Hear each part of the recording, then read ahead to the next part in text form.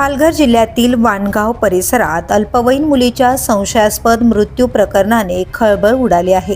साक्षी विनोद कडू हिचा मृत्यू हा अपघाती नसून त्यामागे गंभीर कट आणि दबाव असल्याचा संशय व्यक्त केला जातोय।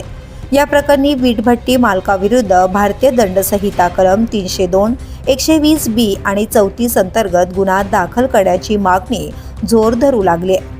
मिळालेल्या माहितीनुसार संबंधित मुलगी ही आपल्या आईवडिलांसह वीटभट्टीवर काम करत होती। तक्रारीनुसार वीटभट्टी मालकाकडून कुटुंबावर दबाव टाकण्यात येत होता। तसेच वादानंतर त्यांना कामावरून हाकलण्यात आल्याचाही आरोप करण्यात आलाय। या पार्श्वभूमीवर मुलीचा अचानक नदीत मृत्यू होणं हे संशयास्पद असून हा प्रकार केवळ अपघाती नसून त्यामागे गुन्हेगारी कारस्थान असण्याची शक्यता वर्तवली जाते।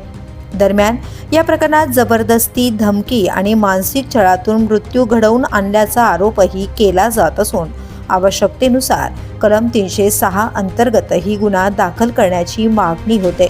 संबंधित वीटभट्टी मालकाला तात्काळ अटक करून सखोल चौकशी करण्यात यावी, तसेच घटनास्थळ सील करून फॉरेन्सिक तपासणी करण्याची मागणी करण्यात येते। या प्रकरणाची चौकशी विशेष तपास पथक म्हणजेच SIT किंवा वरिष्ठ IPS अधिकाऱ्यांच्या देखरेखीखाली करण्यात यावी अशी मागणीही जोर धरत आहे।